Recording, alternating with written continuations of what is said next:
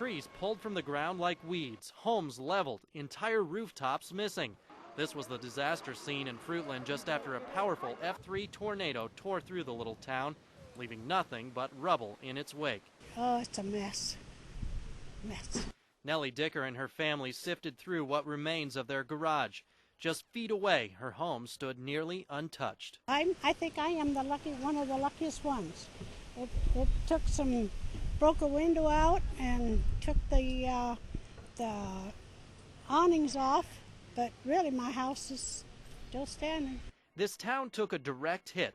6 people were injured here. The twister turned homes and businesses into piles of debris. Authorities say the city hall and post office are completely demolished.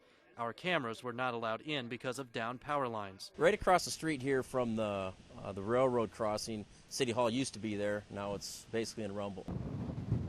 The National Weather Service believes this storm cut a 16-mile swath of havoc from Fruitland to Muscatine, where it tossed cars about like matchbox toys. Sporadic power outages left portions of these 2 cities in the dark and left residents stunned. Nature is scary.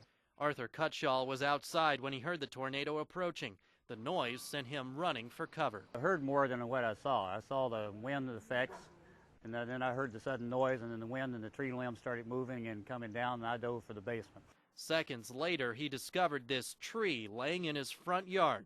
It just missed his home. I thought, thank you, Lord, that it wasn't in my direction. That's exactly what I thought. And with no deaths reported, Arthur and others here in Muscatine County are breathing a sigh of relief. David Taukin, CBS 2 News.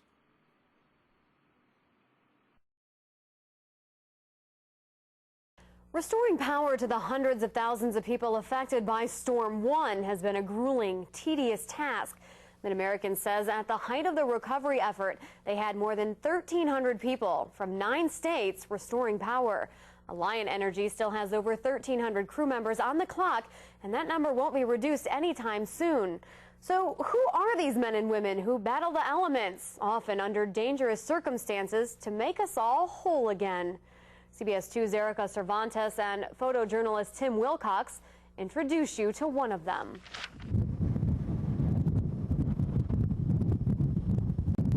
In the middle of a whiteout in rural Lisbon, Alliant crew member Wayne Heim is working on restoring power to people he's never met. The Dubuque man is on his 7th 16-hour day of being out in the elements. Here's Heim's perspective on working through our 2 recent storms and his 39 years of experience. I think Mother Nature's against us because the wind, the snow, last night it was all ice. We're losing ground. And it gets tiresome. You get a bad period halfway through the day and you just got to pick up and keep going. But there's stuff that can happen that you're not even aware of. You think you're safe, but something else could go wrong. Halloween of '91, we went to Mason City for an ice storm. And that was, well, I can't say bigger than this one because I don't know how long we're going to work. That was about 3 weeks up there. There's a lot of stuff that goes on back home that you got no control over now. You're out here in the middle of nowhere.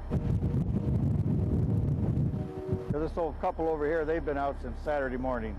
And it makes you feel good you're doing something somebody likes.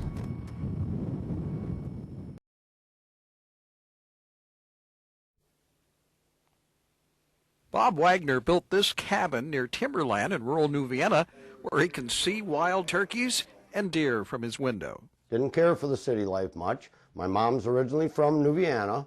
Inside it looks like a showroom from 100 years ago, filled with vintage cast iron heating stoves. Everything that I handle is from 1890 through 1910. It all started after Bob was laid off from John Deere 26 years ago. He started going to auctions, buying stoves and parts, restoring and replating them. You look at these stoves and, you know, they can call me nuts, and that is my handle, Stove Nut. A name given to him by his wife. Wife says, you're possessed with these, you're buying them all, and you are the Stove Nut. Where others see old junk, Bob conjures up the past. These stoves talk to me. Can you imagine the history from good to bad with these stoves seen that are in my collection? There's a lot of spiritual thought there, you know. And some may have laughed at this stove nut, but he's been laughing all the way to the bank. selling to museums, homeowners, and collectors from California to Maine. The average heater I'm running right around $3,000 restored and sitting in your house. And they can go up to $10,000 real quick. It all depends what you want. Like cars, they come with options, including fancy logos. I have about 400 on hand now. Most of these old wood-burning stoves don't burn anymore. That's a fake fire, because they're collector's items. And if you'd like to come and visit the Stove Nut, well, you can, but you have to call ahead. My collection will be here as long as I am, for people to come visit, take a look, and because I'm pretty proud of that. That ought to work for a while. And you just dampen that back down, open that up, and she'll radiate heat, and then close her up, and she'll stay right there. Bob Wagner, the Stove Nut. Never had a complaint yet. I'm Kerry J. Hahn, the Iowa Traveler in New Vienna.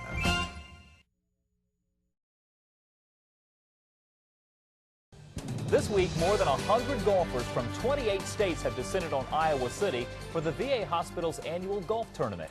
What makes this tourney unique is all the players are blind. CBS 2's Erica Cervantes walked the fairways with two of them today. 185, 200 yards. This is the 14th year Timothy Terrell has hit the greens at the National Blinded Veterans Tea Tournament. After the Korean War vet lost his sight due to an eye disease, he says he wanted a challenge and took up golfing. Great relaxation, good camaraderie, and good golf buddies. More swing, hit that same spot. Before each shot, Terrell's golf buddy helps him use practice swings to orientate the sightless golfer's swing path. Sounds are used to assist Terrell and his golf pals in finding the location of the cup.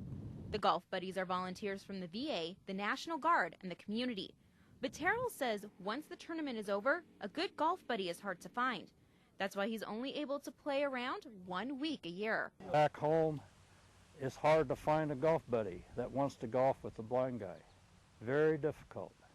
They're afraid of you because they don't know how to react around a blind person on a golf course. Marvin Heminger is now an avid golfer.